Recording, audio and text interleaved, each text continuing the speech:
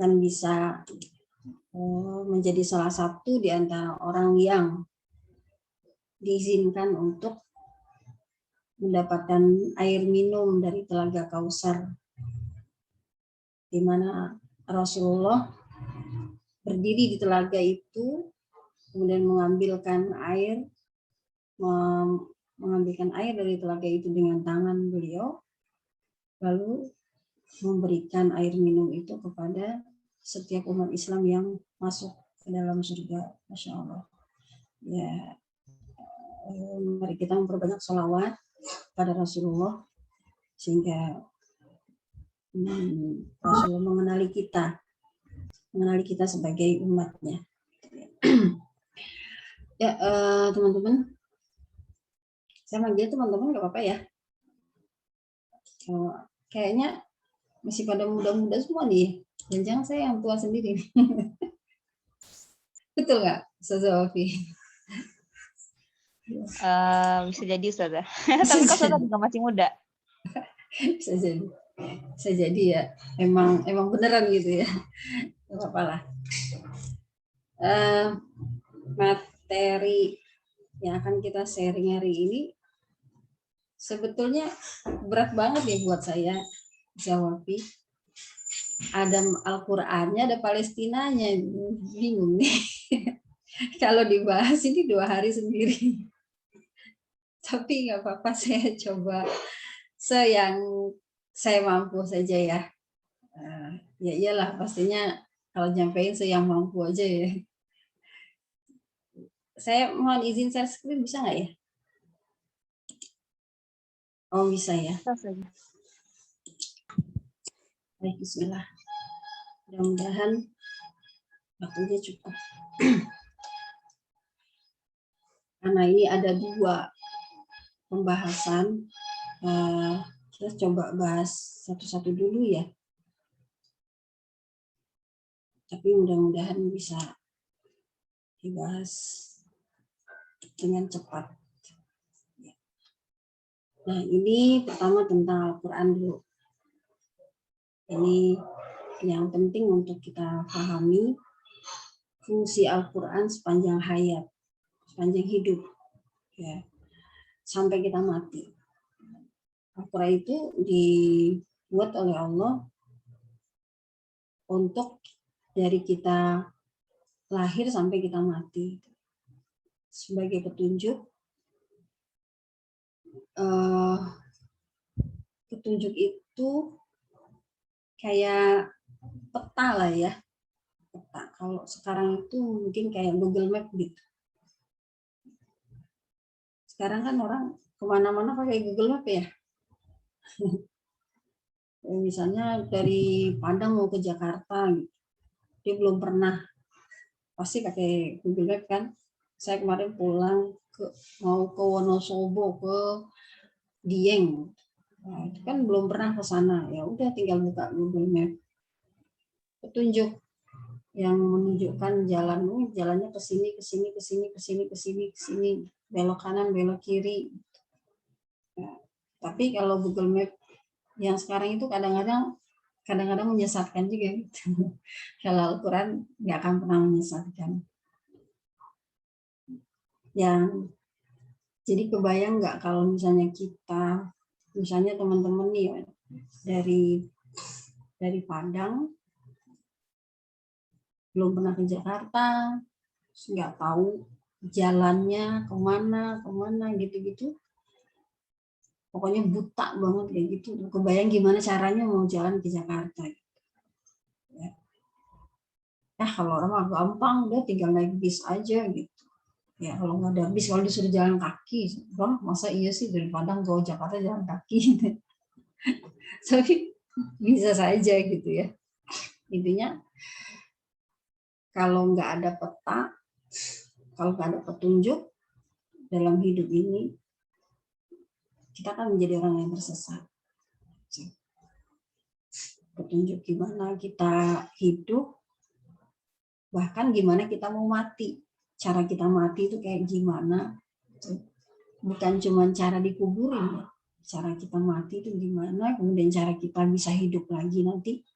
gimana secara kita bisa masuk surga itu adalah petunjuk semuanya. Nah, bayangkan. Yang kedua itu cahaya. Cahaya itu jadi ibarat itu kita tuh tahu jalan dari Padang ke Jakarta, tapi nggak ada lampu. Nah, gitu. Jalan ya maksudnya. Itu lampunya udah mati semua. Masa iya lampunya mati semua? Anggap aja lah kayak gitu. Nah, jadi kalau orang sesat itu bayangannya kayak gitu, kayak lampu tuh mati semua dari Padang ke Jakarta tuh mati semua, gelap semua. Itu orang sesat. Jadi walaupun dia kaya raya tapi dia sesat ya, orang-orang Nasrani gitu kan. Kaya raya segala punya tapi hidupnya itu bagaikan dia berjalan di sebuah dunia yang lampunya mati semua. Nah, bayang, jangan dibayangin. Nah, atau kita punya map tapi HP-nya mati gitu, ya percuma kan, nggak bisa, kita nggak bisa lihat mapnya. Atau kita punya Quran tapi kita nggak bisa bacanya, itu fungsi dari nur. Nur itu cahaya yang akan menerangi si petunjuk itu. Jadi ini harus kita miliki dua-duanya. Petunjuknya harus kita miliki dan cahayanya yang menyebabkan kita bisa membaca petunjuk itu juga harus kita miliki. Nah, petunjuk dan nur ini ya harus kita miliki sampai kita wafat. Lalu Al-Quran sebagai pembeda. Seorang yang berinteraksi dengan Al-Quran, lama-lama dia akan memiliki sifat Al-Furqan. Bisa membedakan mana yang baik, mana yang buruk, mana yang benar, mana yang salah, mana yang tidak, mana yang merugikan, mana yang tidak, dan seterusnya. Dalam satu kisah Nabi Yusuf ya, Nabi Yusuf kalau yang pernah saya baca, Nabi Yusuf ketika beliau dalam Al-Quran disebutkan walaqad hammat bihi wa hamma biha, ya, sungguh kalimat itu, sungguh perempuan itu punya keinginan dengan Yusuf, wa hamma biha, dan Yusuf pun sebenarnya punya keinginan juga, laula ar-ra'a burhana rabbi, kalaulah dia tidak melihat burhan itu penjelas mirrobi. Sebagian burhan mengatakan, sebagian mengatakan burhan itu ya bagian dari Furqan. Dalam beberapa buku yang saya baca itu, apa burhan yang dilihat itu ketika beliau dikejar oleh Zulaikha itu, ketika beliau juga punya keinginan, tiba-tiba muncul bayangan ayahnya, gitu. Bayangan ayahnya yang seakan-akan saat itu tuh mengingatkan beliau bahwa ini adalah perbuatan yang berbahaya. Gitu. Nah, ini adalah sebuah burhan ya, sebuah furqan yang dimiliki oleh orang-orang beriman. Jadi orang-orang beriman itu ketika dia ingin berbuat maksiat, buat buruk, itu biasanya kayak ada alarm gitu loh. Kayak ada alarm dari Allah. Nah, kalau ini alarmnya Allah kasih tunjuk gambar ayah, tiba-tiba beliau teringat dengan ayahnya gitu, yang sudah lama sekali dirindukan gitu. Iya, Masya Allah. Jadi Furqan ini penting banget kita miliki sampai kita wafat ya, pastinya lah kan, karena hidup kita ini kan sampai mati gitu, bahkan sampai ba'dal maut. Dan Al-Quran sebagai syifa, 30 juz itu semuanya adalah syifa, terutama untuk hati kita. Dan biasanya penyakit raga itu bisa disembuhkan jika hatinya sehat, raga juga menjadi sehat. Itu. Kemudian ini nasihat, kabar gembira, peringatan, dan seterusnya. Ini semua adalah sesuatu yang sangat kita butuhkan sampai kita wafat. Rasulullah menjadikan Al-Quran sebagai pedoman hidup dan mati, ya, hidup dan mati, pedoman bahagia atau sengsara, pedoman neraka atau surga.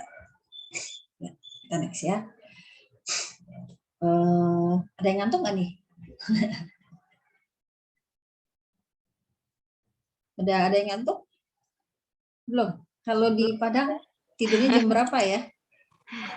Jam Siap 10. tidak, Ustazah. Oh, jam 10 ya. Insya Allah. Insya Allah. Loh, kalau orang Jakarta tidurnya jam berapa? Jakarta tidurnya suka-suka. Suka-suka hati. Masih Lagi- semangat insya Allah Ustazah. Oke ya, jangan tidur ya. Insya Allah. Kalau teman-teman tidur, ntar aku ngomong sendiri deh. Nah, ini ya yang kedua. Quran sebagai sahabat yang paling setia. Ini menarik. Gimana caranya kita ini di dunia harus berjuang. Gimana caranya supaya kita jadi sahabat Al-Quran. Kenapa disebut paling setia nih? Quran itu di dunia ini memberikan ketenangan. Ala bizikrillahi tatma'innul qulub. Mengusir gundah gulana. Allahumma ja'al Qur'an al-azim rabi'a qulubina wa nura sudurina wa jala'a ahzanina. Mengusir gundah gulana. Ya. Zahaba li humumina wa humumina. Cukuplah Al-Quran menjadi pengusir kesedihan kita. Jadi kalau ada seorang sahabat datang kepada Ibnu Mas'ud ya saat itu. Terus beliau bilang, wahai Ibnu Mas'ud, aku lagi gundah gulana. Pasti kita pernah ngerasain ya. Kata Ibnu Mas'ud, kamu wudhu, kamu sholat, kamu baca Quran. Lalu beliau pulang, beliau wudhu, sholat, baca Quran. Habis gitu beliau datang lagi ke wahai Ibnu Mas'ud, setelah aku lakukan semua apa yang engkau sarankan, sekarang kayaknya semuanya udah plong gitu. Dadanya sudah plong gitu. Apa masalahnya terus hilang ya pokoknya nggak tahu, pokoknya setelah baca Quran terus dadanya jadi plong. Boleh dicoba ya teman-teman kalau lagi sedih, itu tandanya kita mesti memperbanyak baca Quran. Kalau lagi bete itu tandanya berarti kita harus memperbanyak baca Quran. Kalau lagi ngebandel itu tandanya kita ngebandel. Tandanya kita harus memperbanyak baca Quran. Ini di dunia ya. Kisah-kisah bagaimana Al-Quran itu menyelamatkan sahabatnya di dunia banyak banget ya, banyak banget. Silakan cari aja. Kayak misalnya kisah di mana di Aceh itu kan banyak ya kisah-kisah bagaimana para penghafal Al-Quran yang terseret tsunami waktu itu diselamatkan oleh Allah.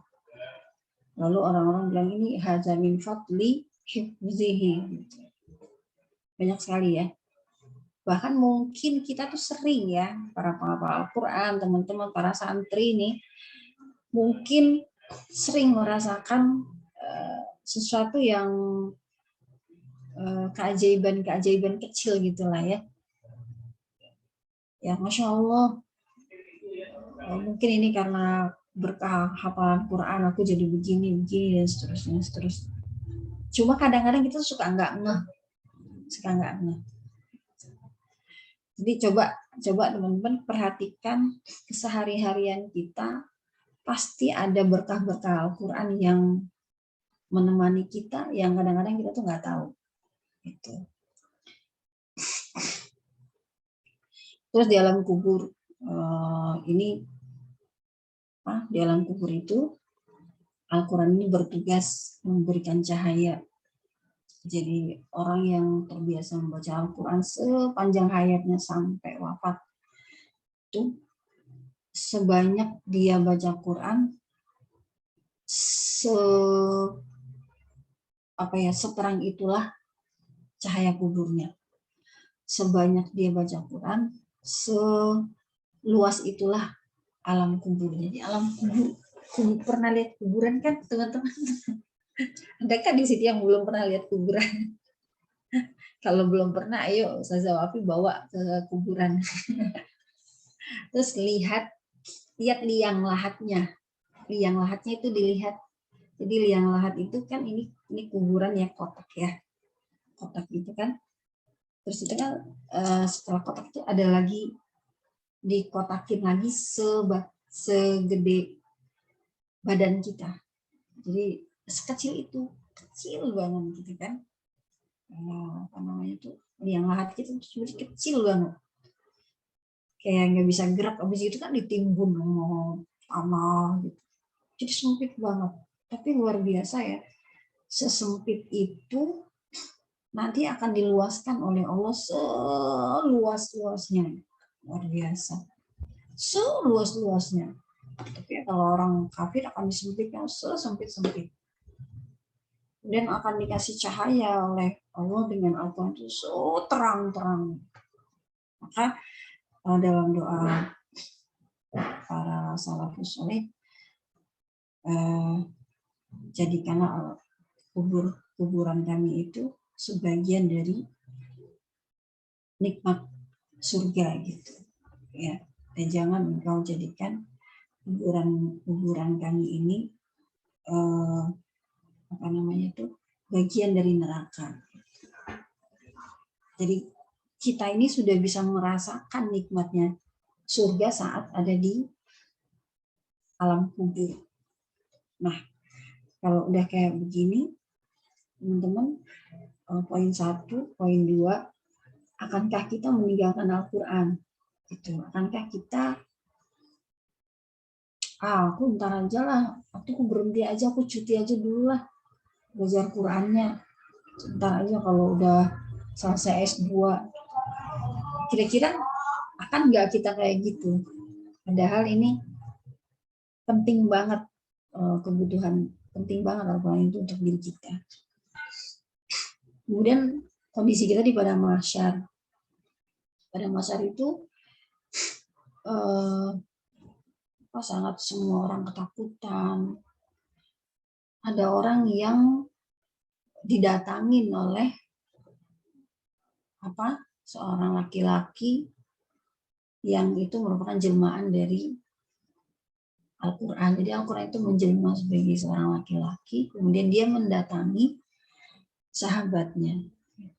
Jadi di saat semua orang lari, ketakutan, di saat banyak orang yang tenggelam ya, tenggelam dengan keringat dan seterusnya. Pokoknya kalut, kacau balau, kondisi yang sangat-sangat dahsyat seperti itu. Takutnya hanya satu yang menyebabkan mereka takut menghadapi pengadilan Allah. Saat itulah datang laki-laki ini mencari sahabat.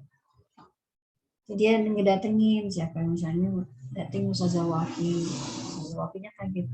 Oh, ada laki-laki tampan, disebutkan itu laki-laki yang tampan sekali ya. Jadi Al-Quran itu menjelma sebagai malaikat.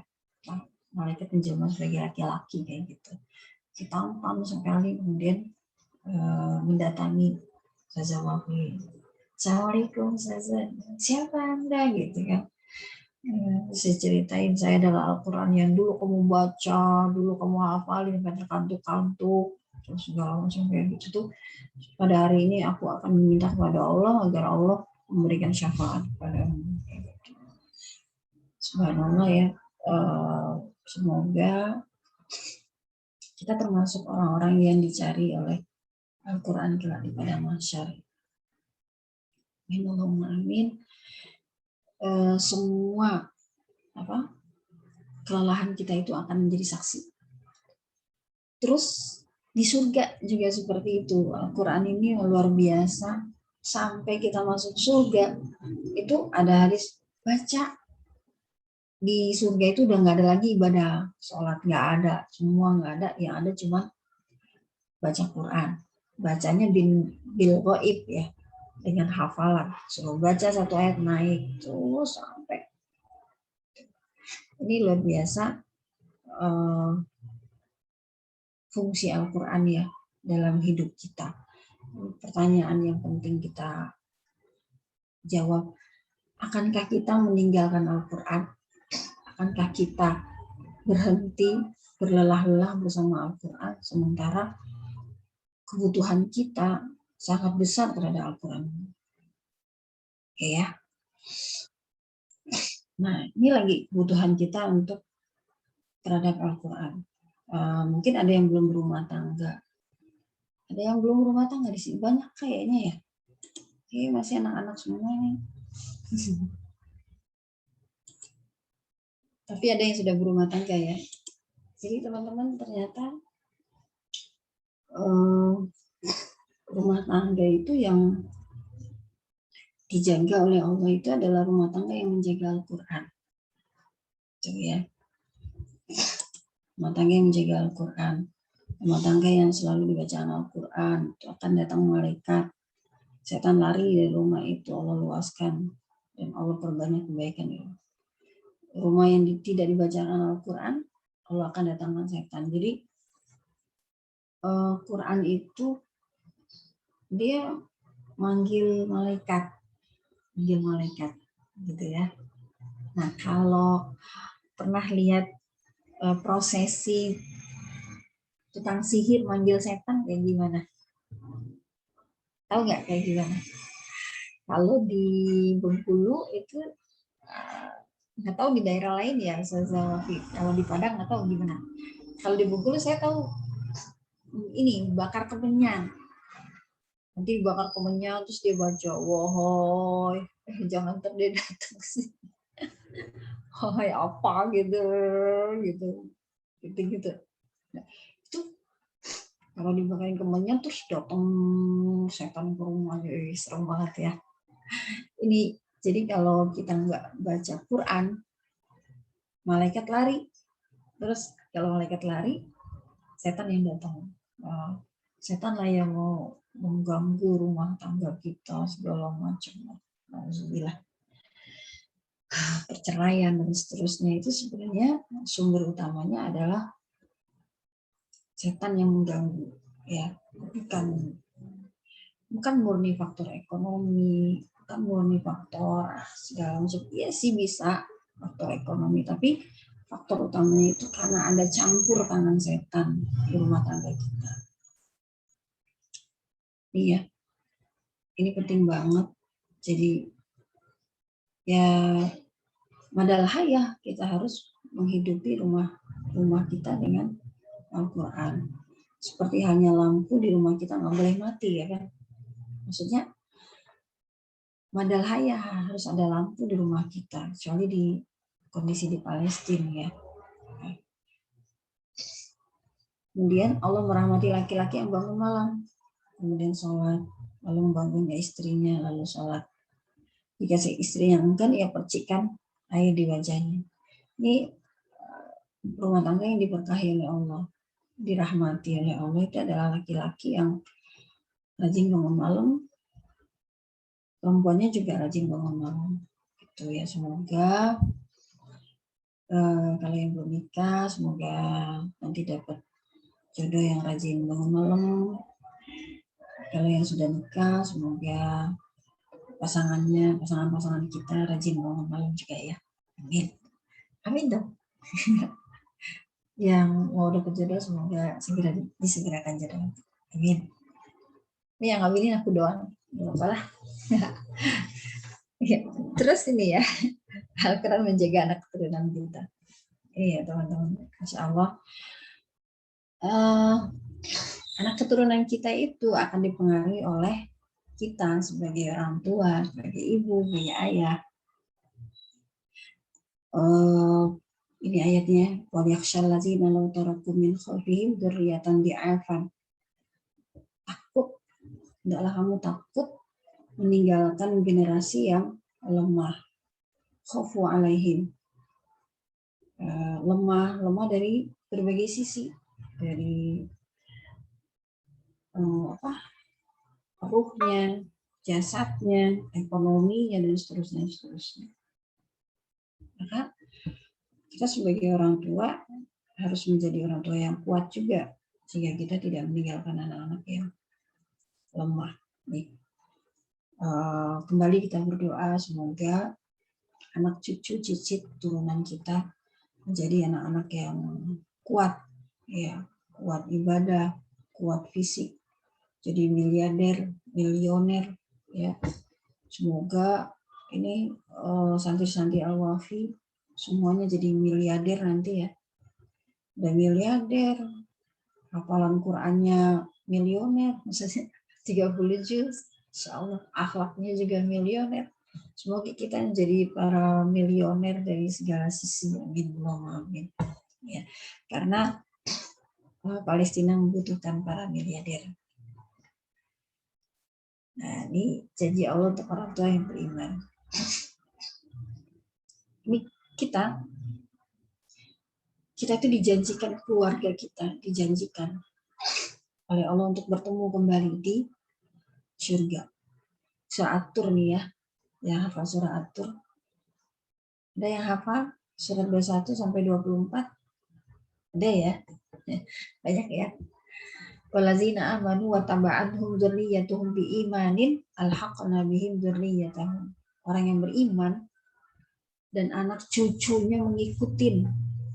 Cucu cicitnya sampai 7 turunan ikut semua, beriman, baca Quran semua. Itu nanti Allah pertemukan di surga. Ya. Di surga Firdaus pertemukan, bahkan dibikinkan rumah khusus buat mereka. Insya Allah. Bahkan di sini disebutkan ditambahkan buah-buahan, daging, dan segala jenis yang mereka inginkan. Mereka nanti di surga itu kumpul kayak waktu di dunia, ngumpul kalau kayak lebaran gitu ya, ngumpul, ngobrol, terus minum. Bahkan di sini minumnya tuh sambil mengadu-ngadukan gelas, ting ting ting ting ting kayak gitu ya, kayak orang lebaran. Itu terjadi nanti ya. Tapi nggak ada yang mengucapkan kata-kata yang mengandung dosa. Bahkan mereka dikelilingin oleh pelayannya anak-anak muda. Jadi mereka tuh mau minta apa aja dilayani sama, pernah nggak ngerasain dilayani? Raja ya. Ntar kalau jadi raja baru dilayanin. Mau ngambil tisu aja diambilin gitu kan. Insya Allah. Ya. Ya ini ya teman-teman sekalian, Masya Allah. Bagaimana Allah memberikan janji yang sangat luar biasa bagi kita yang berusaha semaksimal mungkin untuk terus berpegang teguh dengan Al-Quran ini sampai kita wafat. Nah, alhamdulillah udah selesai ini tentang Qurannya. Ya, hal-hal yang penting kita ingat tadi ya, pertanyaan-pertanyaan yang saya sampaikan tadi. Kalau kita sudah tahu apa pentingnya Al-Quran ini dari sejak kita lahir sampai wafat, adakah keinginan kita untuk meninggalkan Al-Quran ini? Kalau ada, itu adalah keinginan yang sangat bodoh. Jangan sampai berdoa kepada Allah, jangan sampai raga ini menjadi lelah untuk berdekat-dekatan dengan Al-Quran. Kita boleh lelah dalam berbagai hal, gitu ya. Boleh kita lelah kerja, boleh kita lelah belajar, boleh kita lelah kuliah, apa boleh kita, tapi jangan sampai kita lelah dalam membersamai Al-Quran. Memang membersamai Al-Quran itu lelah, tetapi jangan sampai kita berhenti. Selelah apapun kita dalam berinteraksi dengan Al-Quran, jangan sekali-kali kita berhenti. Maka kata berhenti itu jangan coba-coba kita praktekkan. Jangan coba-coba kita praktekkan. Jangan coba-coba, cuti dulu dikit-dikit cuti, ya lahiran cuti, nyusuin cuti, naik pangkat cuti, dikit-dikit cuti. Ya Allah, kenapa? Takutnya cutinya berkelanjutan gitu. Enggak, saya melihat nggak ada berkahnya di balik cuti itu. Kenapa? Saya pernah ngerasain soalnya. Dulu pernah gayanya pengen cuti. Malah dulu saya itu pernah cuti kuliah pengen nyelesain hafalan gitu. Ternyata kuliahnya enggak, hafalan juga enggak selesai. Ya, jadi cuti itu ternyata pokoknya aduh gimana seberat-berat apapun udah usul-usulan Quran jangan dicuti-cutian gitu. Ya. Itu ya teman-teman. Gimana caranya lah berdoalah kepada Allah jangan sampai cuti dari halaqul Quran. Jangan sampai cuti dari menghafal Quran. Aku mau cuti dulu ngafalin Quran. Kita tuh nggak cuti aja hafalan kita berantakan. Apalagi cuti ya. Allah bisa. Itu ya teman-teman. Nah sekarang kita masuk ke Palestina. Jreng. Silakan nih Zawafi. Untuk memahami Palestina ini memang panjang banget ceritanya, tapi mari kita coba ambil video Balfour ini yang akan memberikan pemahaman kepada kita tentang mengapa Palestina itu kayak begini. Itu kali ya. Padahal tuh berapa menit itu Zawafi? Silakan saya stop dulu ya share screen-nya ya.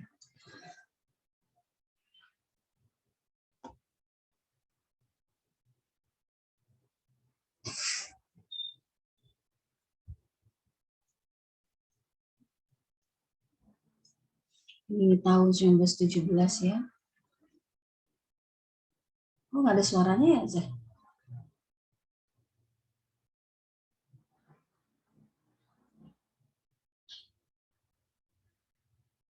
Look at you and your cookies.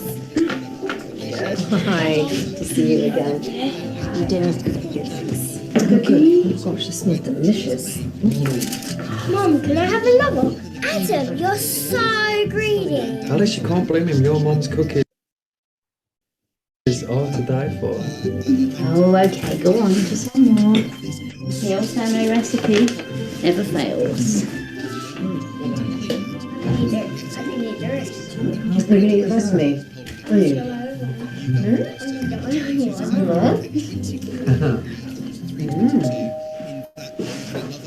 What that is? There it is.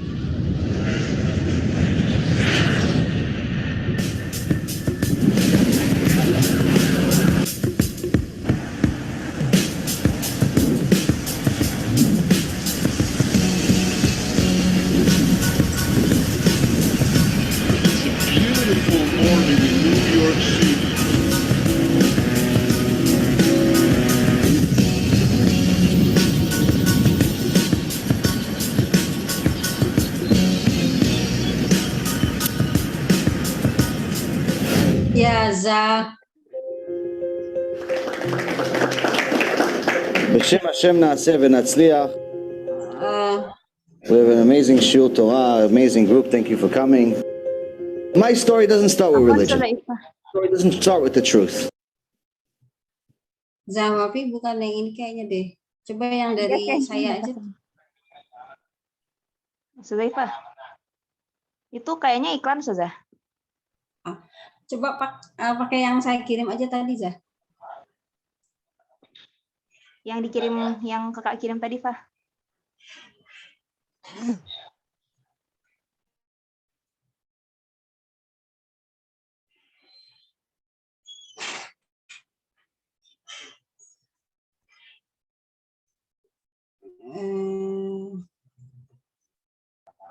Sebentar, Ustazah. Atau Lula bisa share screen, bisa bantu Lula.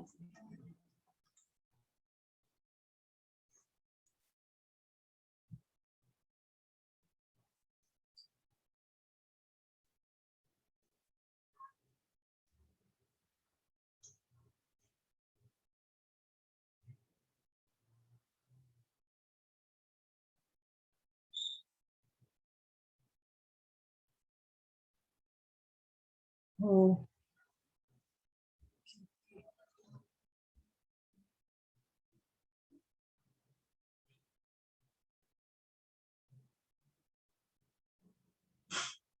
Ya, sabar ya. Sambil menunggu videonya.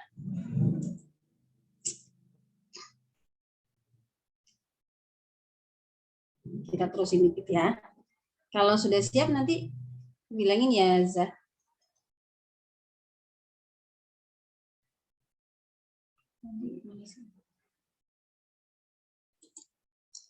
Ini.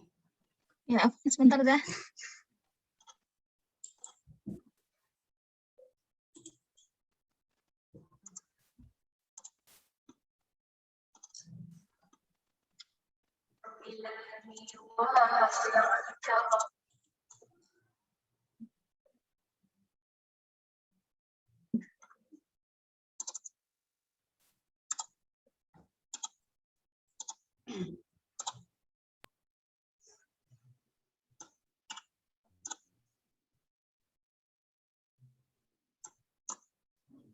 إلهي واسع الكرم ورب البيت والحرم إليك أتيت منكسرا منيبا أغبر القدم إلهي واسع الكرم ورب البيت والحرم بسم الله الرحمن الرحيم والصلاة والسلام على رسول الله.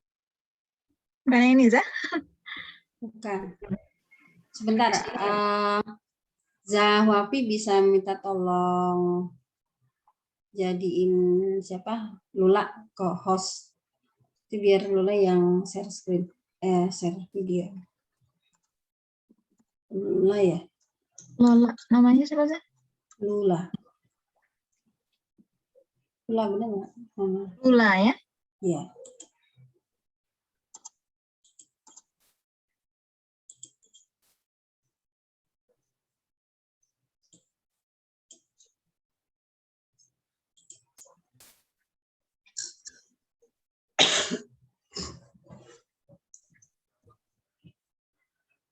Jadi teman-teman, kalau di film tadi di awal ya kita lihat, nah ini orangnya pada nggak pakai jilbab ya. Jadi ini Palestina zaman bahala gitu.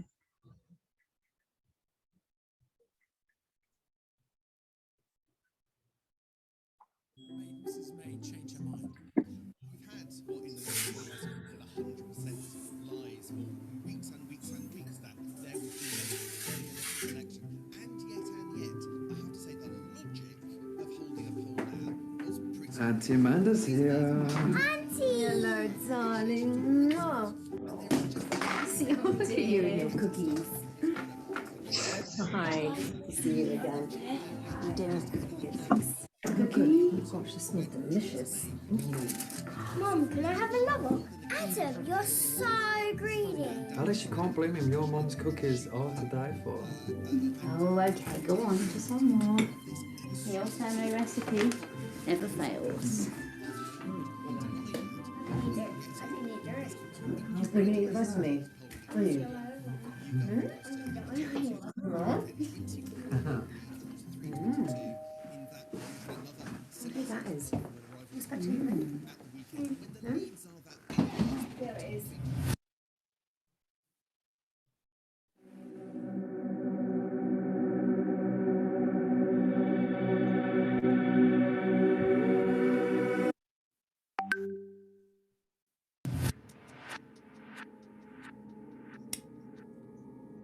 Dear Lord Rothschild,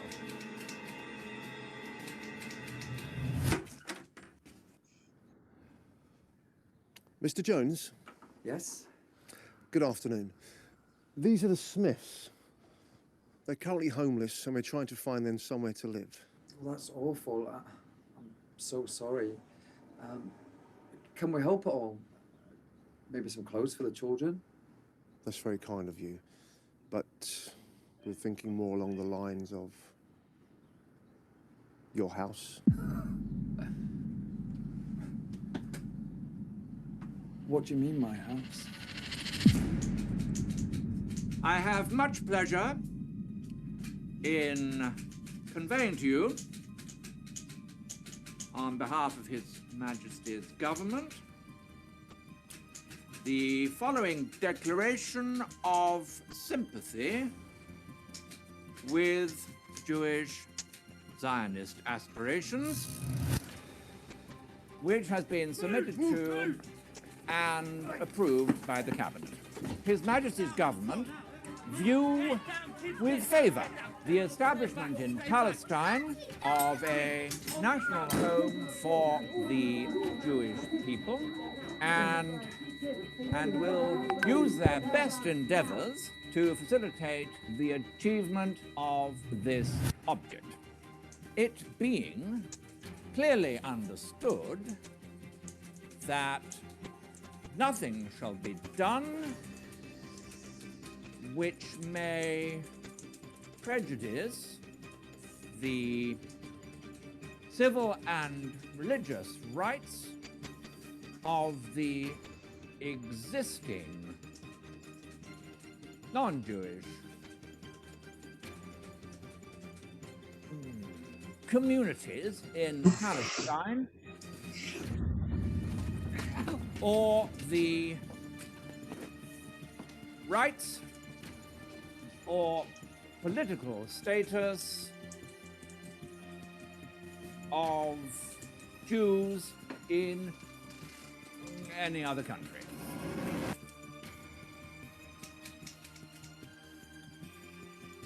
I would be grateful if you should bring this declaration to the knowledge of the Zionist Federation.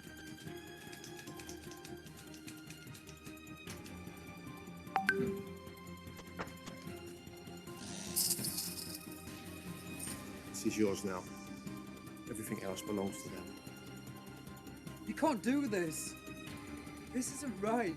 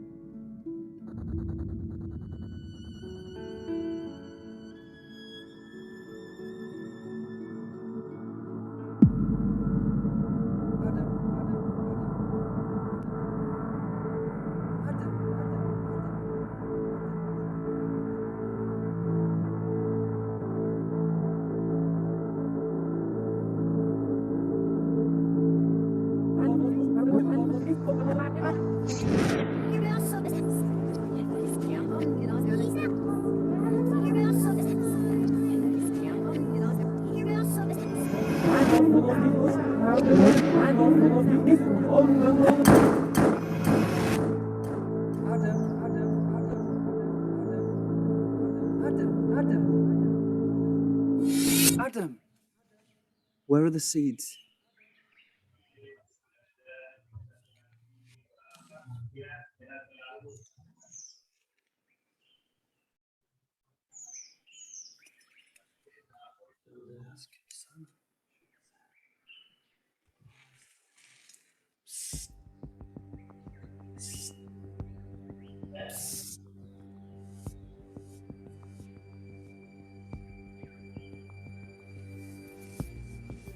Hey, I heard about what happened. Thank you. Wait! Step away from the fence! Move back, move back, move back! Drop the bag! It's just a Drop few the bag. clothes. What could... Dad, why are they doing this? Why did they take our house? It's not yours anymore. Some government said they'd kick us out and have it anyway. But we live here. It's our home. They don't care, son. Come on. We'll finish this later, okay?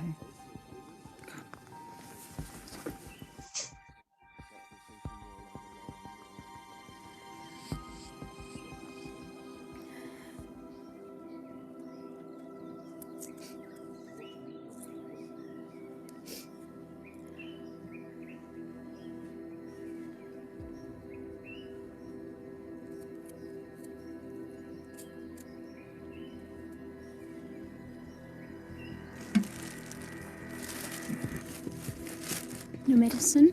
No food? They took it. We can't live like this. Where's Alice?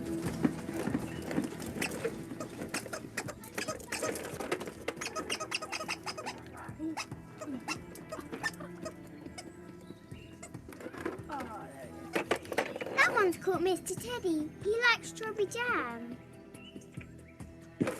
Do you want one? What did I tell you about going near them? They're dirty. Sorry, Mum. Do you want it? Ask me nicely. Please, can I have it? Nicer than that. Can I please have some, please?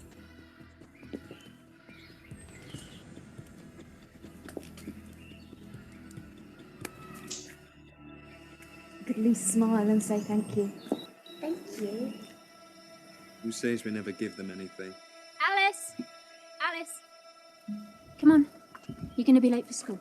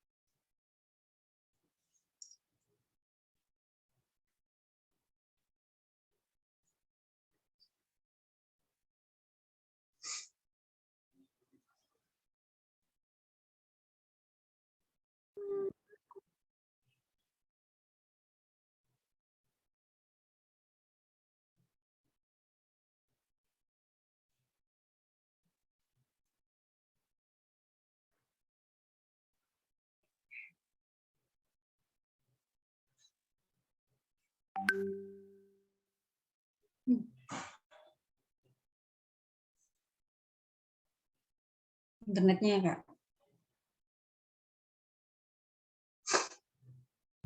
Kurang tahu, sudah mati. Internetnya ada. Oke. Ya, sudah cukup baik.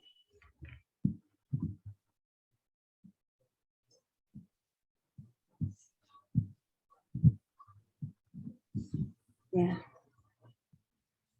Ya. Yaitu tadi teman-teman ya, awal dari penjajahan di Palestina itu berawal dari perjanjian Balfour itu ya. Seperti yang kita lihat tadi di film, dulu itu begitu kondisi orang Palestina. Tadi kan keluarganya itu pada nggak pakai jilbab gitu ya. Ya mungkin kayak orang Jakarta kebanyakan pakai jilbab juga kan baru-baru ini ya.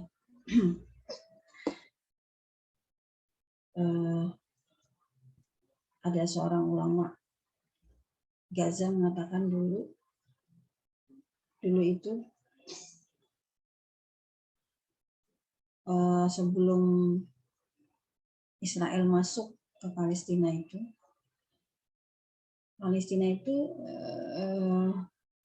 dalam kondisi yang saat itu lagi aman gitu ya, dan mereka hidup hedonis.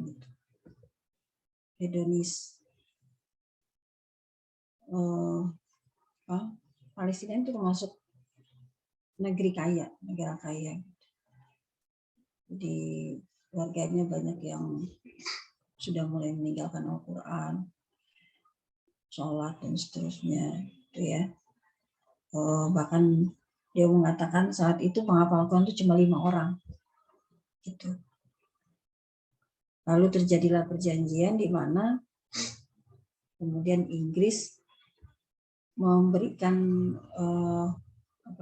Palestina ini kepada Israel, gitu. Menyerahkan Palestina kepada Israel. Kita tahu dari hasil Perang Dunia I bahwa Palestina ini kemudian menjadi bagian dari jajahan Inggris gitu kan ya. Kalau kita kan bagiannya Belanda, nah, Palestina itu masuk ke dalam bagian jajahan Inggris. Kemudian terjadi perjanjian dengan tadi itu ya, di mana kerajaan Inggris menghadiahkan Palestina ini untuk orang Israel. Nah, dikisahkan bahwa sebelum Israel itu masuk, itu kondisi Palestina itu emang sudah, itu kan setelah Turki Utsmani hancur kan, Khilafah Utsmaniyah runtuh. Jadi saat memang umat Islam sedang goyah-goyahnya kayak gitu, saat dimana umat Islam sudah kurang kuat berpegangan kepada Al-Quran, saat itulah tentara Israel itu datang, dan mereka dengan begitu mudahnya masuk ke Palestina itu, kemudian menyuruh semua orang keluar dari rumahnya dan mengambil rumah-rumah mereka. Nah, disebutkan waktu itu awal-awal Yahudi masuk itu mereka semua ketakutan dengan tentara Yahudi. Bertemu dengan tentara Yahudi itu takut, bahkan lari tunggang-langgang melihat Yahudi yang berpakaian lengkap dan seterusnya. Sehingga dengan sebegitu mudahnya rumah-rumah itu diambil oleh mereka.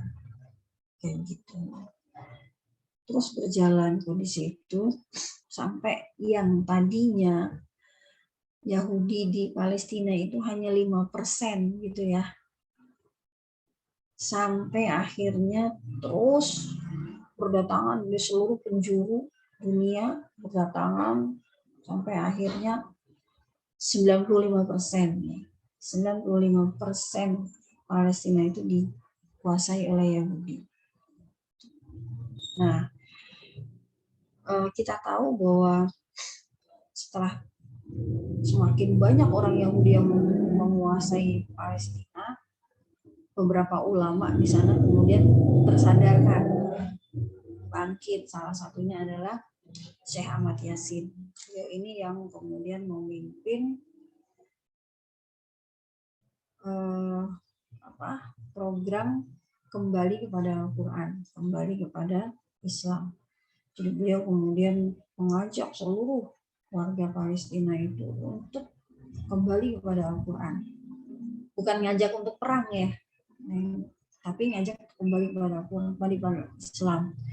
Mulai kemudian beliau mengajarkan kembali bagaimana pentingnya syahadat, bagaimana penting segala macam gitu.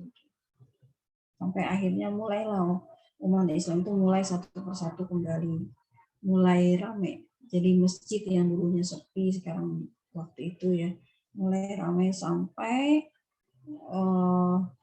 akhirnya terbentuklah pasukan gitu ya. Kita tahu namanya pasukan Izzuddin Al-Qassam, pasukan yang akhirnya mereka melakukan perlawanan dan akhirnya ada satu kota di Palestina itu yang tidak bisa dikuasai oleh orang-orang Yahudi ya. Jadi di antara sisa 5% itu adalah kota Gaza ya.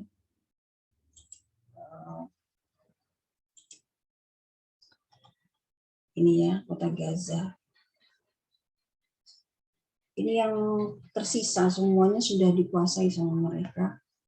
Tapi Gaza ini sebagai base camp-nya Syekh Ahmad Yasin beserta murid-murid beliau, dia mengajarkan murid-muridnya untuk menghafal Al-Quran, mencintai terus gitu ya, kembali kepada Al-Quran. Akhirnya bangkit keberanian. Nah ini menarik bahwa ternyata Al-Quran itu akan membangkitkan keberanian kita dalam menghadapi musuh. Pelajaran yang paling berharga ya. Nah ini satu-satunya kota yang hingga saat ini tidak bisa dimasuki oleh tentara Israel. Kenapa? Ini yang menarik kita ambil pelajaran. Kenapa? Kenapa kota ini tidak bisa dimasuki oleh Israel? Karena kota ini adalah kota yang dipenuhi oleh menghafal Al-Quran. Ya, jadi Syekh Ahmad Yasin beserta murid-murid beliau itu mencanangkan bahwa Gaza itu menjadi kota penghafal Al-Quran. Dan betul kok Gaza itu menjadi hampir keseluruhan warga Gaza itu dia adalah penghafal Al-Quran. Nah, setelah mereka semua menjadi penghafal Al-Quran,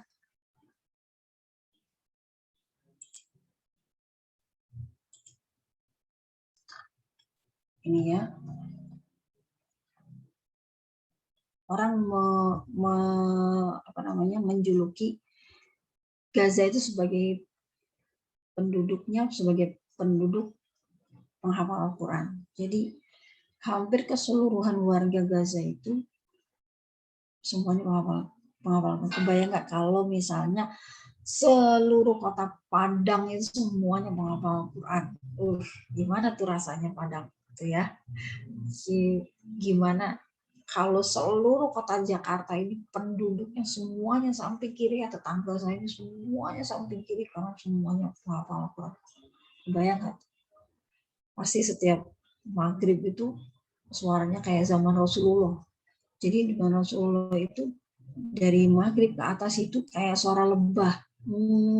Itu maksudnya apa? Orang-orang yang ngapalin Quran tuh dari semua rumah tuh suaranya kayak suara lebah. Gitu. Masya Allah ya teman-teman.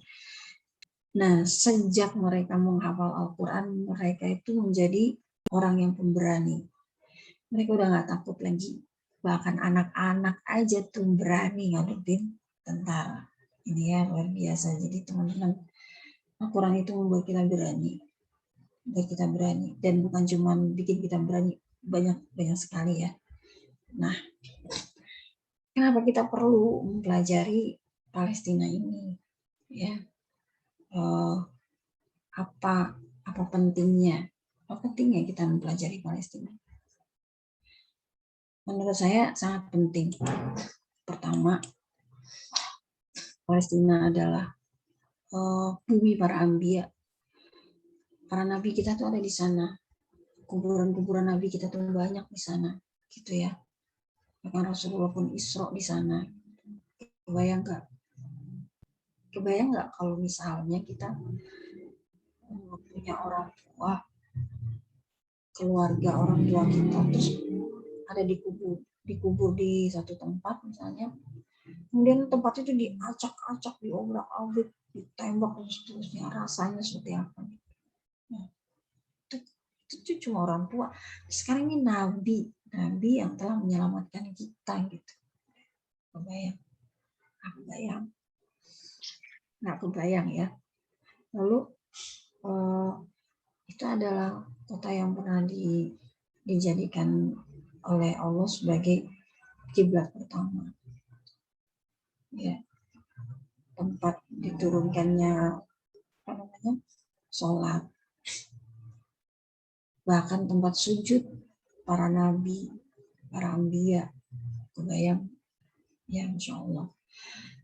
Terus yang berikutnya yang juga sangat penting, Palestina itu nanti akan menjadi padang mahsyar. Jadi Allah akan menggelar mahsyar itu di kota Palestina. Jadi kita ini suka nggak suka, kita akan ketemu dengan Palestina. Kita akan ada di situ kelak. Nah, saat sekarang, kalau saya sederhana nih, kita sekarang membantu Palestina. Kalaupun banyak alasan yang nggak diterima, minimal alasan ini nanti kita akan berkumpul di sana. Saat inilah kita menyiapkan tempat kita berkumpul kelak. Ya. Padang mahsyar itu akan terjadi di Palestina. Kenapa Palestina menjadi hal yang sangat penting untuk kita pikirkan? Kalau nggak ketemu banyak alasan, minimal alasannya terakhir itu tadi. Karena Palestina adalah padang mahsyar, tempat Allah menggelar mahsyar. Kemudian kalau nggak ketemu juga, coba carilah dari sisi-sisi Al-Qur'annya. Ini ya, kita lihat bagaimana penduduk Gaza ini. Ini Gaza, Masya Allah, Gaza yang dikepung sama orang Israel. Orang Israel itu terus berusaha untuk menghancurkan Gaza dengan berbagai cara ya. Bahkan kita sudah hampir 4 kali ya di bom terakhir di bulan September kemarin kan. Itu karena mereka nggak bisa masuk dari darat, dari laut nggak bisa, akhirnya mereka bom.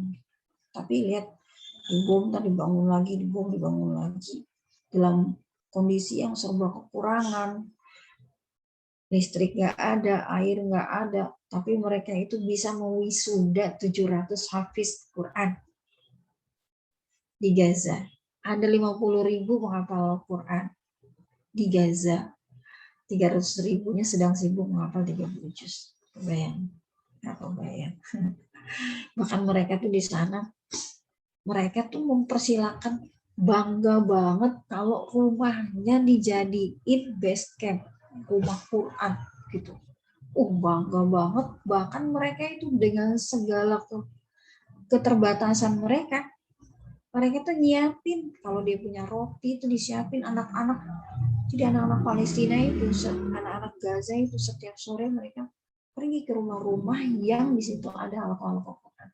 Itu semuanya gratis, nggak ada yang bayar. Belajar Quran, ngapalin Quran, mondok di sana tuh nggak ada yang bayar. Kalau mau yang gratis pergi ke sana aja, jangan ya. Nggak boleh kita ke sana. Nah itu ya teman-teman, luar biasa. Semangat mereka untuk memerdekakan Palestina itu seperti semangat mereka untuk memuliakan Al-Quran, seperti semangat mereka untuk memuliakan Islam gitu. Bahkan pemimpinnya sampai bilang, demi Allah kami rela badan kami tercabik-cabik demi demi kemuliaan Al-Quds, demi kesucian Al-Aqsa. Insya Allah. Kalau dengarnya merinding ya. Nih. Jadi teman-teman, Gaza ini sebuah kota yang akhirnya mereka berhasil membuat kepemimpinan sendiri. Ya. Jadi itu dia kota Madia ya. Madia. Pemimpinnya itu wali kota. Itu dari wali kotanya sampai ke apa namanya itu camatnya, bupati, segala semuanya itu hafal Quran. Gitu, luar biasa. Semua orang-orang yang ngurusin Gaza itu semuanya hafal Quran. Ya nggak, insya Allah. Ini penghafal Quran, penghafalnya semua pemimpinnya semua adalah penghafal Al-Quran. Yang setiap hari mereka selalu membaca Al-Quran. Bahkan diiringi dengan dentuman-dentuman bom dan seterusnya, mereka selalu menghafal Al-Quran. Muslimahnya juga. Jadi ini menarik. Mereka itu usia 70 tahun itu nggak bilang aku udah 70 tahun apa bisa aku ngapalin, enggak. Ya, jadi teman-teman kalau baru 25 tahun jangan sampai aku udah susah banget nih, baru 25 tahun.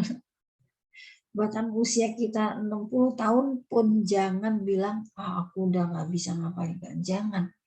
Untuk urusan Al-Quran jangan kita bilang aku udah nggak sanggup. Jangan. Karena itu tadi gamblingannya banyak banget. Ini nenek ini dia udah, ingat saya sekitar umur 76 mulai menghafal umur 76. Selesai itu sekitar kalau nggak salah sekitar umur 84 tahun. Udah selesai 30 juz, dia ngejar ijazah. Coba bayangin, kebayang nggak? Ada nenek-nenek ngejar ijazah, nenek-nenek ngejar sanad. Kebayang? Nggak kebayang ya? Kalau kita di sini ya, aduh maaf Ustazah, saya tuh udah nenek-nenek, udah susah, ngelafasin aja susah, gimana saya mau ngapalin Quran itu kan. Tapi mereka tuh nggak kayak begitu, bukan tipenya yang kayak begitu. Nah ini mengapa kita penting untuk menengok mereka, belajar dari mereka, belajar dari kegigihan mereka dalam menuntut ilmu. Teman-teman, pemimpin di Palestina itu, kalau teman-teman tahu, rata-rata mereka itu menguasai ilmu fisika, ilmu merakit bom dan seterusnya. Saya waktunya sih itu ahli fisika. Kok bisa gitu? Nah ini suka bingung kan, bahkan banyak di antara mereka itu yang kuliah ke Amerika gitu. Kebayang nggak? Kok bisa sih? Emang nggak dieliminir gitu waktu? Itulah Allah. Ya Allah, bagaimana Allah punya cara gitu sampai mereka itu bisa bikin bom sendiri, bisa bikin roket sendiri. Mereka ahli fisika kebanyakan. Tapi jangan salah, walaupun mereka ahli fisika, itu yang namanya syariat itu selesai gitu. Nggak kayak kita, fisika ya fisika, tapi baca Quran nggak bisa. Nggak. Dari sejak kecil itu mereka sudah yang wajib-wajib baca Quran, belajar ilmu fikih, hadis arba'in, itu selesai semuanya. Semua selesai, usia SMA itu selesai semua. Tinggal kuliahnya melanjutkan ke pelajaran-pelajaran umum gitu. Menarik ya teman-teman. Nah ini mereka pasukan ini Izzuddin Al-Qassam 100.000 tentaranya hafal Quran semua. Luar biasa ya, kita doakan mudah-mudahan di kita TNI itu Masya Allah, alhamdulillah sudah banyak loh tentara-tentara itu yang mulai menghafal Quran.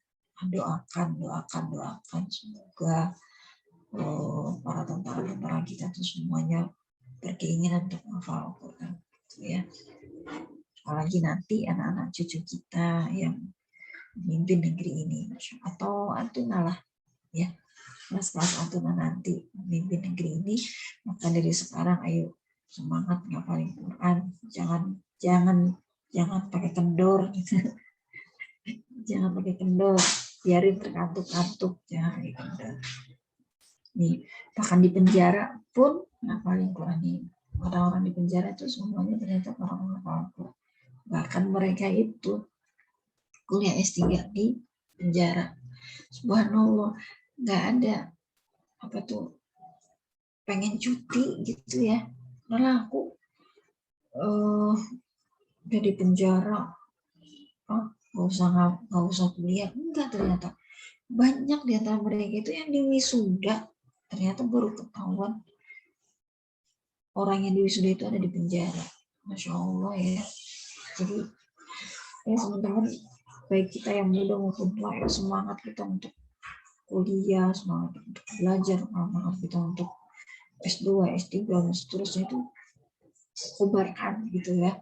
Udah selesai, tapi yang penting selesai dulu 30 juznya. Lancarkan 30 juznya gitu, karena justru yang 30 juz inilah yang akan jadi harga mati kelak kita baik di kuburan maupun di surga. Kalau ijazah S2, S3 kita nggak kepake nanti di surga kan. Oke. Yang kepake justru ijazah Quran kita. Jadi jangan sampai kita kuliah kemudian terlena, Quran kita jadi berantakan. Juga jangan sampai kita terlalu asik memeluk Al-Quran, terus kita nggak belajar yang lain-lain. Karena menghafal Al-Quran diharapkan dia bisa memiliki skill-skill, berbagai macam skill.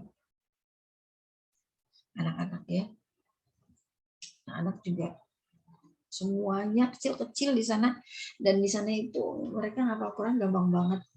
30 juz itu hanya butuh waktu 2 bulan. Kalau kita ya jangan ditanya. Kalau 2 bulan itu di Indonesia namanya al-habis. Al-habis tau enggak? Habis dibaca langsung habis. Tapi kalau mereka, walaupun mereka tuh menghafal dalam waktu 2 bulan, itu enggak al-habis, enggak. Mereka tinggal memungkinkan aja, dan waktu buat mereka memungkinkan tuh enggak lama. Paling lama tuh 6 bulan. Bayangin. Jadi 2 bulan mereka menghafal, terus ada yang memungkinkan tuh hanya cukup 1 bulan. Luar biasa. Memang orang mengatakan otaknya orang Palestina itu 4 kali otak kita. Ya. Nah, ini ya, hafal Quran dalam waktu 26 hari. Ini 27 hari. Hafal 30 juz. Bunyi nggak itu? Bunyi. Nah, kalau kita sebulan hafal, ditanya surah Al-A'raf nggak bunyi gitu. Insya Allah ya. Nah, ada orang yang mencoba metode ini. Pernah dicoba ya di Saudi. Ternyata orang Saudi itu nggak ada yang bisa dalam 27 hari hafal. Ada yang sekitar paling cepat 4 bulan, 5 bulan. Ya. Kalau di Indonesia juga nggak ada yang 27 hari hafal. Kalau ada pun ya itu yang tadi al-habis. Habis selesai. Sayangi Quranmu sebelum tahu. Ya, insya Allah. Jadi di sana itu mereka ketika mereka berjihad tuh lisan mereka tuh melantunkan ayat-ayat Al-Quran.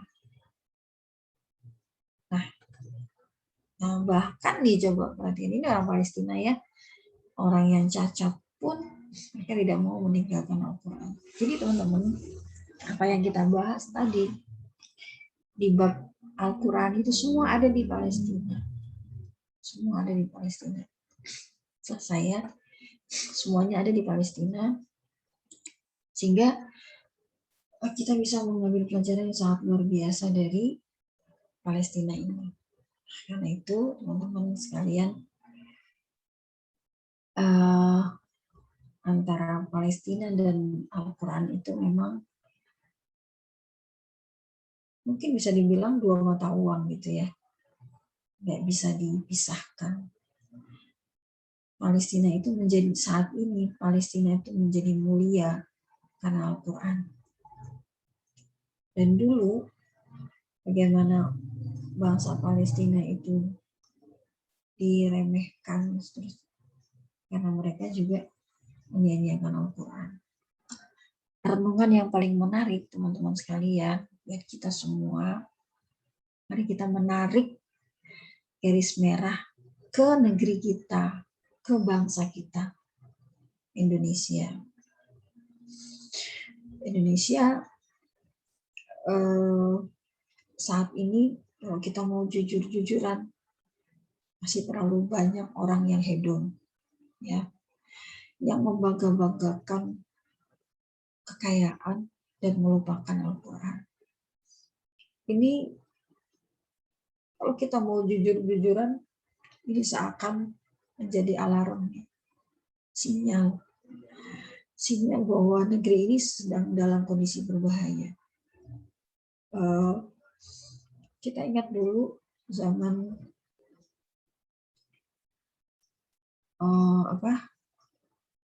zaman Nabi Daud, ya, zaman Nabi Daud, di mana negeri beliau itu dikuasai oleh pasukan raksasa, ya, ya, Talut dan Jalut, perang itu dikisahkan itu. Kenapa Allah mengirim pasukan yang badannya itu kayak raksasa, pokoknya nggak bisa dibunuh gitu loh. Maksudnya satu orang dari mereka itu badannya itu kayak 10 orang kita. Itu disebutkan bahwa kenapa bangsa Bani Israel waktu itu dikirim oleh Allah raja yang keras dan kasar seperti raksasa. Sebabnya adalah karena mereka telah meninggalkan Taurat. Jadi kita juga tahu kenapa sebab utama khilafah Islamiyah itu runtuh. Sebab utamanya adalah karena mereka sudah meninggalkan syariat Islam. Pelan-pelan mereka meninggalkan syariat Islam, pelan-pelan mereka meninggalkan tali Allah ini, kemudian mulai menjadi hedon.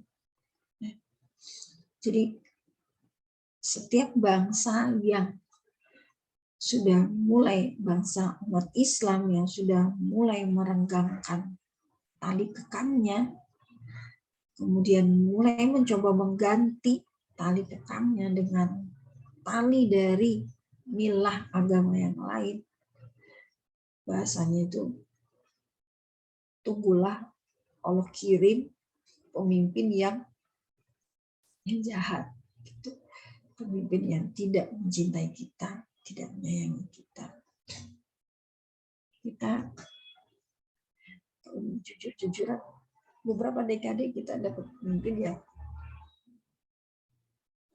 yang mungkin la yakhafuka wa la yarhamuna, tidak takut kepada Allah dan tidak mencintai kita. Tapi sebab utamanya justru karena umat Islam ini telah jauh dari Al-Quran. Itu teman-teman hal yang menarik yang perlu kita sadari, baik kita yang sudah berusia, terutama anak-anak muda, para generasi muda. Sadarilah bahwa negeri ini sesungguhnya dalam bahaya. Keluarga kita sesungguhnya dalam kondisi berbahaya, di mana makin banyak orang yang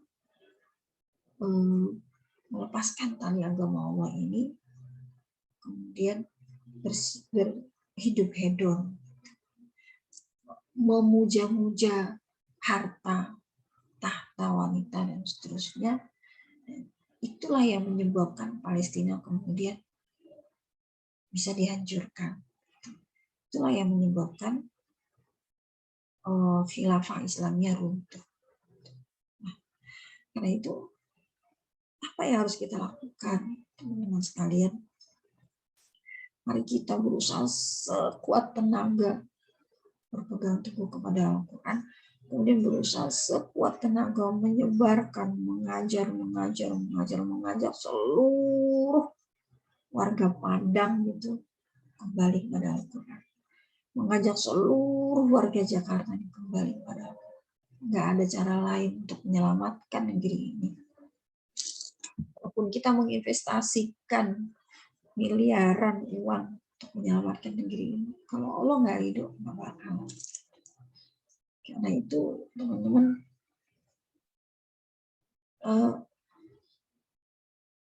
kehadiran kita saat menghafal Al-Quran dan menghafal Qurannya kita itu bukan lagi bernilai sekedar kewajiban, bukan lagi sekedar ya yang penting aku hafal, bukan, tapi demi menyelamatkan negeri ini, demi menyelamatkan negeri. Dan ketika kita menyelamatkan negeri ini, kita pun akan bisa membantu Palestina. Kita membantu Palestina, kita menyelamatkan negeri ini. Jadi saling-saling. Kita membantu Palestina, berarti kita telah membantu negeri ini. Kita membantu negeri ini, mengajak seluruh warga ini kembali kepada Al-Quran, itu sama dengan kita mencoba untuk menyelamatkan Palestina.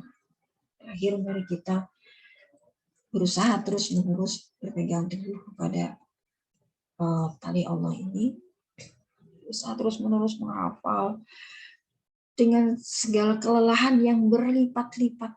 Biarkan raga ini lelah berlipat-lipat untuk Al-Quran.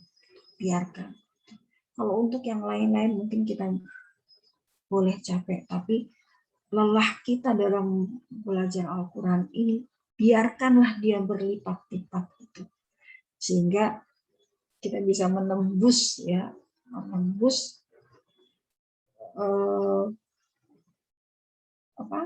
menembus segala kondisi yang tidak baik ini, dan kita bisa mengembalikan kemuliaan Al-Quran.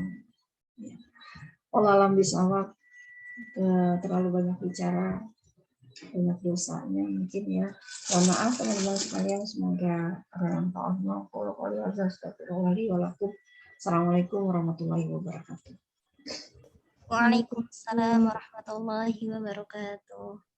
Masya Allah, jazakillah khairan Ustazah atas segala sharingnya, terus nasihatnya, remindernya gitu ya untuk kita semua pada malam hari ini. Ustazah, sekarang udah jam 21.46. Masih ada kesempatan untuk bertanya nggak ya Ustazah? Ya, sampai jam 10 ya. Boleh. Oh, boleh ya. Baik, jadi bagi teman-teman yang mau bertanya ya ke Ustazah, dipersilahkan ya. Boleh langsung buka mic, boleh. Ada yang punya pertanyaan? Kalau nggak ada, jangan dicari-cari. Kalau nggak ada, jangan dicari-cari. Atau ada yang masih nulis ya? Nanti video yang tadi itu di-share aja ya, di-share di grup aja ya. Kayaknya nggak sempat disebar. Oh iya, baik Ustazah, insya Allah. Ingin bertanya Ustazah. Oh ya, silahkan. Bismillah. Sebelumnya jazakillah khairan katsiran atas ilmunya Ustazah, luar biasa sekali. Anak pribadi perdana ikut kuliah online RK Al-Wafi pada malam hari ini Ustazah. Senang bisa bertemu dengan Ustazah dan teman-teman yang lainnya. Begini Ustazah, Ana ingin bertanya beberapa kondisi. Ana menemui orang-orang yang katakanlah hafalan Qur'annya sudah banyak atau nyaris selesai 30 juz, tapi ada yang menggerutu atau mengumpat di belakang atas tabiat-tabiatnya atau perlakuan-perlakuannya gitu yang tanpa sengaja. Singkatnya begini, dia penghafal Al-Quran tapi itu belum masuk ke dalam perangainya, perilakunya. Lantas timbul pertanyaan, apakah yang menghalangi seorang penghafal Al-Quran itu sehingga hafalannya itu hanya sebatas kerongkongannya saja, seperti itu Ustazah. Tanyanya berat banget ini. Dia bisa jawab. Insyaallah. Iya, jadi Al-Quran itu ya teman-teman dihafal oleh siapa saja.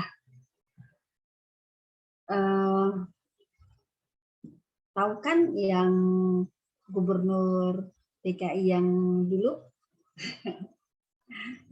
itu mungkin dia ngapalin Quran, yang jelas dia mempelajari tafsir. Jadi teman-teman, Al-Quran ini diapain aja bisa. Bahkan dipakai jadi sihir juga bisa. Dipakai buat melet juga bisa. Banyak loh ayat-ayat yang kemudian diplesetin sama orang-orang itu terus dijadiin buat melet. Ya melet cewek-cewek kayak gitu. Bayang nggak? Tentara-tentara Amerika ketika mereka akan dikirim dulu ke Kuwait ya, itu mereka dibekali, mereka harus hafal Al-Quran. Harus hafal Al-Quran dan mereka harus bisa bahasa Arab. Banyak para misionaris yang menghafal Al-Quran. Jadi apa ya yang menghalangi? Petunjuk ya, hidayah dari Allah. Ada banyak orang yang menghafal Al-Quran tapi dia nggak dapat hidayah. Nah, kalau kita umat Islam kan kita udah punya hidayah ya. Mungkin hidayahnya nggak sempurna atau kurang ikhlas gitu ya. Jadi faktor keikhlasan mungkin sangat berperan dalam hal ini. Orang zaman sekarang ini orang mau menghafal dengan alasan apa saja bisa. Bisa selesai 30 juz dengan alasan apa aja. Bahkan mau kuliah. Nah, sekarang kan banyak kuliah misalnya di UNS tuh yang paling banyak program beasiswa hafal Quran. UNS tuh dulu kalau dia hafal 30 juz masuk ke dokteran itu gampang banget. Nah, ada orang yang saya mau ngafalin Quran biar gampang nanti kuliahnya. Itu kan niat ngafal Qurannya udah beda gitu. Ada orang ngafal Quran, dulu ada juga orang tuh ngafal Quran karena calonnya dia ternyata ngafalin Quran juga. Nah, calon apa sih laki-laki yang dia inginkan itu ternyata dia penghafal Quran dan dia tuh pengen. Nah, sementara laki-laki ini pengennya cari perempuan yang hafal Quran. Akhirnya dia ngapalin demi bisa nikah dengan laki-laki itu. Itu alasan-alasan yang akhirnya membuat perangnya tidak baik, gitu ya. Jadi banyak orang menghafal Al-Quran. Siapapun bisa menghafal Al-Quran dan siapapun dibolehkan oleh Allah selesai 30 juz. Gitu, jangan terlalu terpukau dengan orang yang selesai 30 juz. Kalau dia berusaha pagi, siang, sore, malam, ya selesai gitu dengan niat apapun. Tapi sedikit di antara mereka mungkin yang lillah, menghafal lillahi ta'ala. Nah, siapa orang yang dijaga, yang dia bisa menjadikan Al-Quran ini sebagai qaid, pemimpin bagi dirinya, menjadikan Al-Quran ini sebagai pedoman bagi hidupnya, ya itulah orang yang menghafal itu tanpa pamrih. Memang dia pengen menghafal Al-Quran itu memang benar-benar karena Allah, karena ingin mendapatkan ridho Allah. Jadi teman-teman, kalau di awal kita misalnya hafal, kenapa kamu hafal Quran, disuruh bapak ibu, ya awal-awal boleh-boleh aja nggak apa-apa. Kenapa kamu hafal Quran? Aku pengen kuliah sini situ. Awal, tapi ketika kita sudah menghafal Al-Quran, kita harus perbaiki niat-niat kita itu minta kepada Allah agar niat kita tuh ikhlas lillahi ta'ala.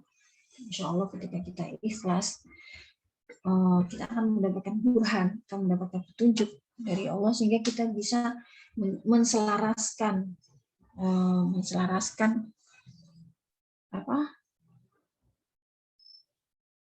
diri kita, akhlak kita dengan Al-Quran. Dan satu lagi, bahwa akhlak itu adalah sesuatu yang dilatih gitu ya teman-teman.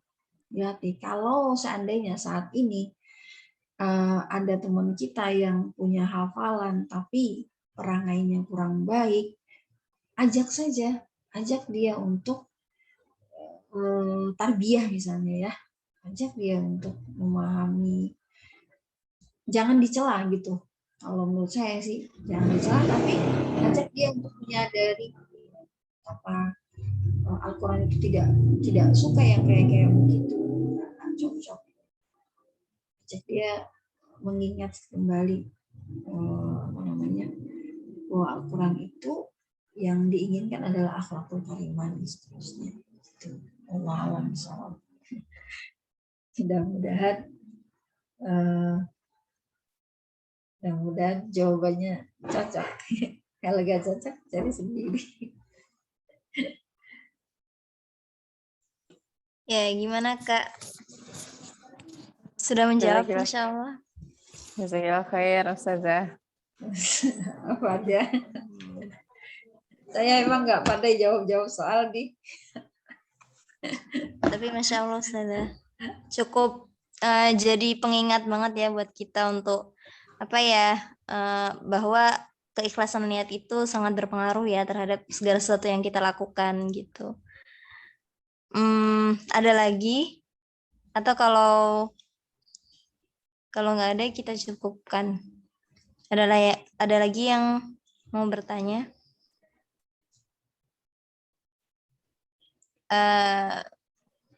Cukup mungkin ya Ustazah? Iya. Ya. Mungkin boleh Ustazah kalau ada closing statement yang mau disampaikan.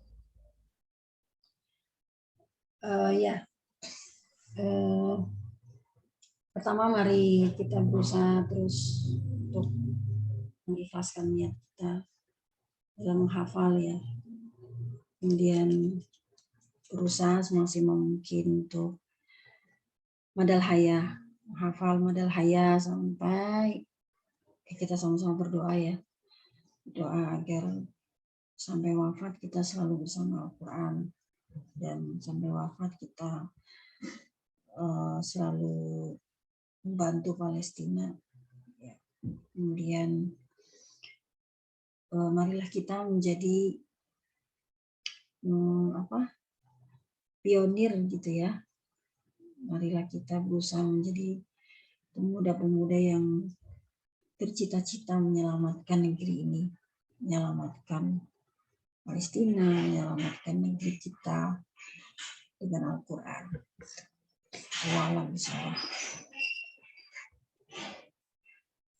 Ya, Alhamdulillah, Masya Allah. Kajian atau kuliah Quran online kita pada malam hari ini udah hampir 2 jam gitu ya kita bersama. Kita sudah mendapatkan banyak sekali nasihat gitu ya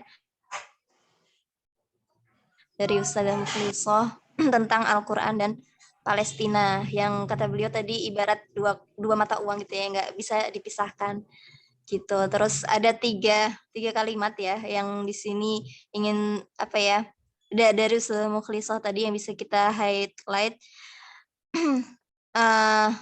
Itu 2 pertanyaan gitu ya. Akankah kita meninggalkan Al-Quran? Akankah kita berhenti berlelah-lelah bersama Al-Quran? Sedangkan kebutuhan kita terhadap Al-Quran sangat besar gitu ya. Jadi semoga Allah teguhkan hati-hati kita, Allah istiqomahkan kita di jalan Al-Quran gitu ya. Amin. Ya, kami ucapkan jazakillah khairan kepada Ustazah Mukhlisah atas waktu, kesempatan gitu ya, ilmu yang sudah diberikan untuk kita semua pada malam hari ini. Untuk meningkat agenda selanjutnya yaitu doa. Mungkin kita mohon kepada Ustazah untuk ini ya sekaligus memimpin doa pada malam hari ini. Bismillahirrahmanirrahim. Alhamdulillahirabbil alamin. Hamdan yuwafi ni'amahu wa yukafi mazidah. Ya Rabbana lakal hamdu kama yanbaghi li jalali wajhikal karim wa li 'azimi sultanik. Wa lakal hamdu ba'da ridha wa lakal hamdu idza radita wa lakal hamdu 'ala ma radita. Rabbana faghfir lana dhunubana wa kaffir 'anna sayyi'atina wa tawaffana ma'al abrar. اللهم أصلح لنا ديننا الذي هو عصمة أمرنا وأصلح لنا دنيانا التي فيها معاشنا وأصلح لنا آخرتنا التي إليها معادنا واجعل الحياة زيادة لنا في كل خير والموت راحة لنا من كل شر والفوز بالجنة والنجاة من النار. اللهم لا تدع لنا ذنبا إلا غفرته ولا دينا إلا قضيته ولا هما إلا فرجته ولا حاجة من حوائج الدنيا والآخرة إلا قضيته ولا مريضا إلا شفيته ولا ضالا إلا هديته برحمتك يا أرحم الراحمين. اللهم اجعل القرآن العظيم ربيع قلوبنا ونور صدورنا وجلاء أحزاننا والذهاب لهمومنا وغمومنا. اللهم اجعلنا ممن يقرأ القرآن فيرقى ولا تجعلنا ممن يقرأ القرآن فيشقى. اللهم اجعلنا ممن يحلل حلاله اللهم اجعلنا ممن يحلل حلاله ويحرم حرامه ويؤمن بمتشابه ويعمل بمحكمه ويتلوه حق تلاوته. اللهم اجعلنا وأهلنا وأولادنا وذرياتنا من أهل القرآن. اللهم اجعلنا وأهلنا وأولادنا وذرياتنا من أهل القرآن. اللهم اجعلنا وأهلنا وأولادنا وذرياتنا من أهل القرآن. اجعلنا اللهم من المنتفعين إلى دليل خطابه المستمعين ولأوامره ونواهيه الصادعين وخير ختمه من الفائزين برحمتك يا أرحم الراحمين. ربنا آتنا في الدنيا حسنة وفي الآخرة حسنة وقنا عذاب النار وقنا عذاب النار. سبحانك ربك رب العزة عما يصفون وسلام على المرسلين والحمد لله رب العالمين. آمين اللهم آمين.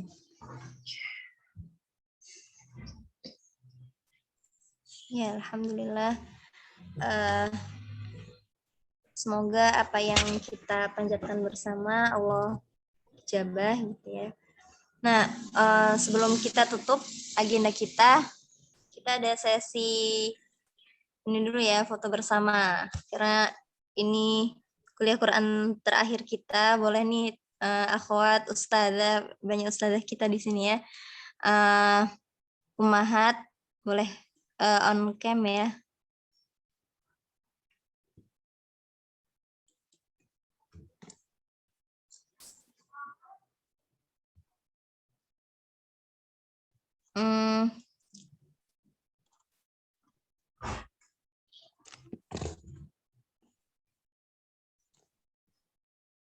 Ada yang mimpin nggak ya Ustazah Wafi?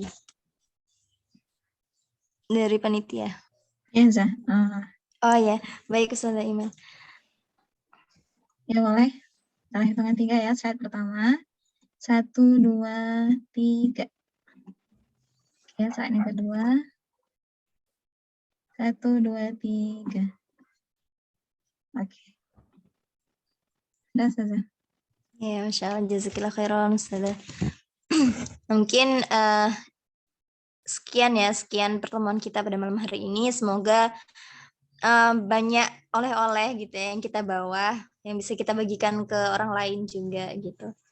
Ana mohon maaf atas segala kurang dan salah selama membersamai teman-teman pada malam hari ini. Mari kita tutup majelis kita dengan hamdalah dan doa kafaratul majelis. Alhamdulillahirabbil alamin. Subhanakallahumma bihamdika asyhadu an la ilaha illa anta astaghfiruka wa atubu ilaik. Ya, ana ucapkan jazakumullahu khairan katsiran kepada Ustazah Mukhlisah, kepada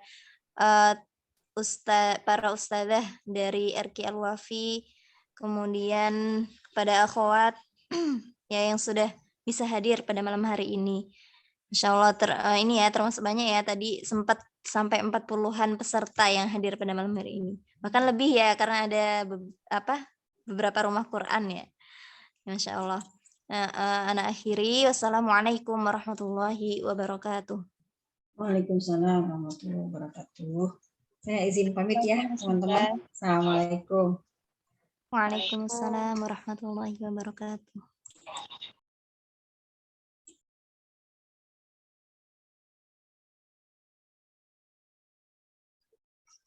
Izin pamit, masuk.